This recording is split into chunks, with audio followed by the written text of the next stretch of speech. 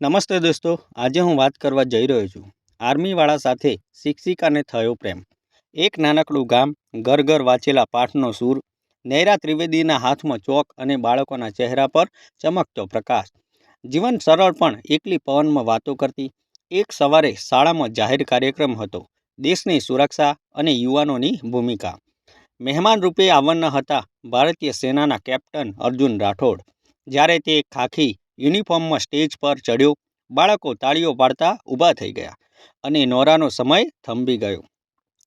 એ તેના શબ્દોમાં નહીં પણ એ નિશ્ચિતતામાં ખોવાઈ ગઈ જે તેના ચહેરા પર જળવાઈ હતી.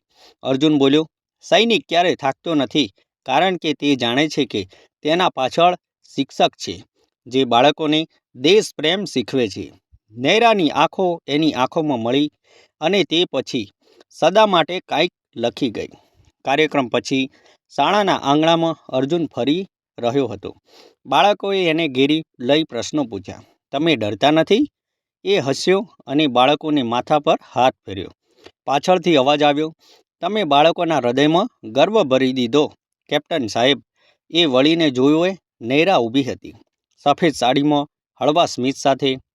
આભાર મેમ, અર્જુને કહ્યું. આજે હું પણ શીખ્યો છું કે પ્રેમ પણ ફરજ બની શકે છે. બંને હળવા હસવા અને હળવાની એક હળવી લહેર એ પહેલીવાર બંનેને એકબીજાની અંદર ઉતારી દીધી. તે સાંજ શાળાના આંગણામાંથી જ્યારે અર્જુન જતો હતો, નૈરાએ એક હળવો અવાજ કર્યો, કેપ્ટન સાહેબ, એક ક્ષણ રોકાશો? એ વળીને જોયું. પાછળ ઊભી નૈરા હાથમાં નાના વિદ્યાર્થીઓની બનાવેલી ચિત્રવાળી એક ફાઇલ લઈને આવી રહી હતી.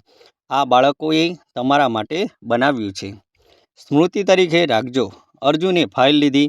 અંદર એક બાળકે લખ્યું હતું, તમે આવો છો એટલે અમને સુરક્ષાની લાગણી થાય છે. એ વાંચતા વાંચતા અર્જુનની આંખોમાં ભીની ઝલક આવી ગઈ. તમે શિક્ષક હોવા છતાં એ વાત કહી જે અમને યુદ્ધમાં પણ શક્તિ આપે છે.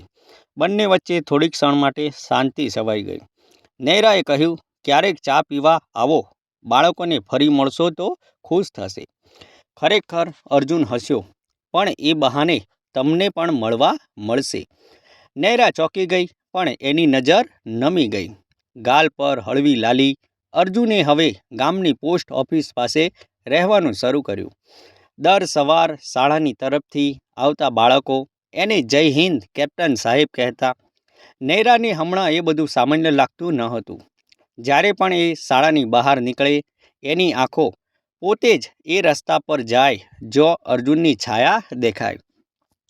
એક સાંજ નૈરાના ઘરે વીજળી ગઈ હતી. બહાર પવન સાથે વરસાદ વરસતો હતો.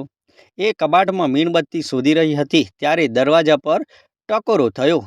કોઈ છે? હું અર્જુન. નૈરાએ આશ્ચર્યમાં, તમે અહીં? બહાર વરસાદમાં બાળકોની શાળાની બેગ પડી ગઈ હતી, લાવી દઉં છું. એણે દરવાજો ખોલ્યો. અર્જુન પૂરો ભીનો, ખાખી યુનિફોર્મ પરથી પાણી ટપકતું. નૈરાએ ટુવાલ આપી. તમે ઠંડી પકડી લેશો. અર્જુને આંખોમાં જોયું અને બોલ્યો, મને ઠંડુ તો શું, હવે તો દિલ ગરમ થઈ ગયું છે. એ પળમાં એક અજાણી ચૂપ, માત્ર વરસાદનો અવાજ અને બે હૃદયોનું ધબકતું સંગીત. એ પછીના દિવસોમાં બંને વચ્ચે લખાણ અને વાતચીત શરૂ થઈ. અર્જુન ક્યારેક શાળાના ગેટ બહાર રાહ જોવે, નૈરા મલકાતી બહાર આવે. બંને સાથે ચા પીતા, બાળકો વિશે વાત કરતા. નૈરાએ એકવાર કહ્યું, તમારું કામ જોખમી છે, ક્યારેક ડર લાગે? અર્જુન બોલ્યો, ડર તો દરેકને લાગે છે, પણ જો કોઈ હોય ને જે રાહ જુએ તો તે ડરને પણ હિંમતમાં ફેરવી દે છે. એ સમયે નૈરાના હૃદયમાં કોઈ અનામી વચન પડઘો મારતો ગયો, હું રહીશ, તમારી રાહ જોઈશ.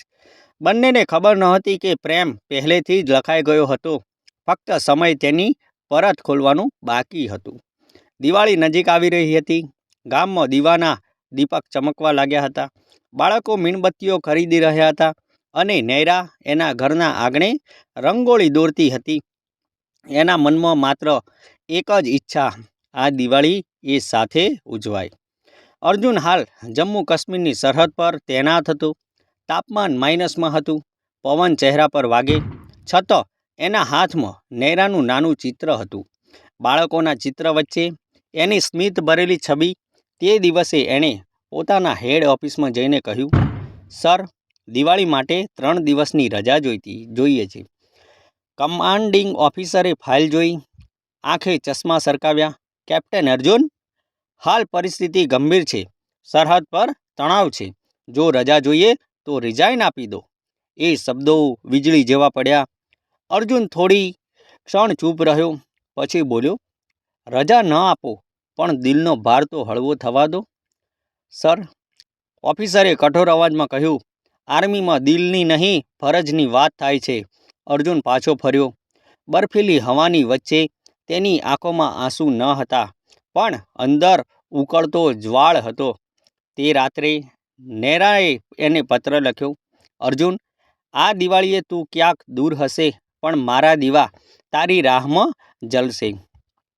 તું છે એટલે મારું મન સુરક્ષિત લાગે છે. જો આવી શકે તો આવી જજે, નહીં તો તારું સ્મરણ મારી દિવાળી હશે.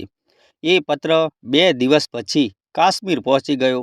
અર્જુને વાંચતા વાંચતા પત્ર ભીની હવામાં હલાવ્યો. નૈરા, હું આવીશ, ભલે દુનિયા રોકે, પણ હું આવીશ. દિવાળીના 2 દિવસ પહેલાં સરહદની નજીક અચાનક ગોળીબાર શરૂ થયો. અર્જુન અને તેની ટીમ તરત મોરચા પર દોડી. બરફ, અંધારું અને ધડાકાના અવાજ વચ્ચે અર્જુનના મનમાં એક જ ચહેરો, નૈરા, મારે આવવું છે. એને આપેલો વચન પૂરો કરવો છે. એ બોલતો રહ્યો, ગોળી ચલાવતો રહ્યો, પણ એક ગોળી એના ખભા નજીક વાગી. એ પલટી ખાઈ ગયો. આંખ સામે અંધકાર અને અંતિમ શબ્દ એની હોઠ પર હતા, નૈરા, હું આવી રહ્યો છું. નૈરાએ રંગોળી બનાવી, દરવાજે દીવા જલાવ્યા. બાળકો ખુશ હતા, પણ એનું મન ક્યાંક ખાલી લાગતું. તે સમયે પોસ્ટમેન આવ્યો, હાથમાં લિફાફો અને સાથે એક ફૂલ દબાયેલું. લિફાફો ખોલતા અંદર હતું અર્જુનના હાથથી લખેલો પત્ર. નૈરા, જો ક્યારેક યુદ્ધમાં જઈશ અને પાછો ના આવું તો દીવો બુજાવતી નહીં, કારણ કે મારી આત્મા એ પ્રકાશમાં જ રહેશે. નૈરાએ પત્ર છાતી પર દબાવી રડવા લાગી. દરવાજા પર દીવો ટમટમતો રહ્યો, જેમ કે કોઈ યુનિફોર્મ પહેરેલો સૈનિક એને જોઈ રહ્યો હોય. સ્મિત સાથે તે પછીથી દર દિવાળી નૈરા એક દીવો બારણામાં જલાવે છે. લોકો પૂછે, આ દીવો કોના માટે? એ ફક્ત એટલું જ કહે, તે માટે જે ફરજ માટે જીવ્યો અને પ્રેમ માટે અમર થયો. સમય વેગથી પસાર થયો. ગામમાં નૈરા હવે બાળકો માટે એક આદર્શ શિક્ષિકા બની ગઈ હતી. પ્રેમભરી આંખો અને મૌન નસીબ સાથે જીવતી, જે વિશ્વાસ રાખે છે કે સાચો પ્રેમ કદી મરે નહીં. દર વર્ષે દિવાળીએ નૈરાએ આંગણામાં એક દીવો જલાવતો. એ દીવો અર્જુનની યાદ માટે, જે સુરક્ષાની ફરજ માટે ત્યાંથી ક્યારેય પાછો ના આવ્યો.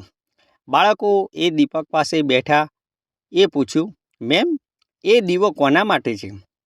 નૈરા મૃદુ હાસ્ય સાથે જવાબ આપતી, એ દીવો એ બધા સાહસીઓ માટે છે જે પોતાની ફરજ માટે જીવ આપ્યા, અને એ પ્રેમ માટે પણ, જે અંત સુધી અમર રહે છે. નૈરા રોજ અર્જુનનો પત્ર ખોલતી. દરેક પત્રમાં એ લખેલું, નૈરા, જો હું ક્યારેય તમારી પાસે ન આવી શકું તો મને યાદ રાખશો.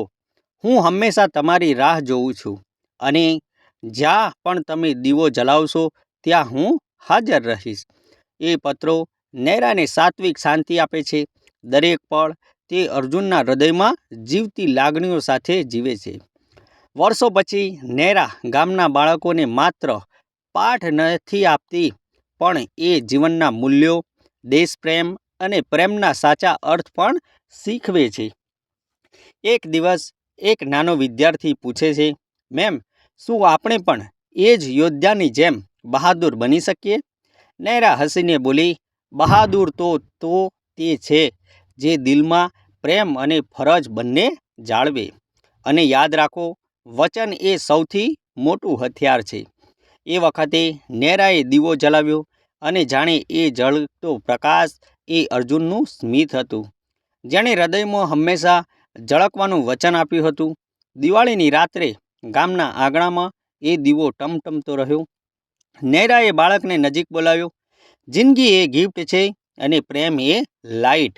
જ્યારે કશુંક અંધકાર આવે ત્યારે પ્રેમ અને યાદ એ દીવા જેવી તેજ આપશે.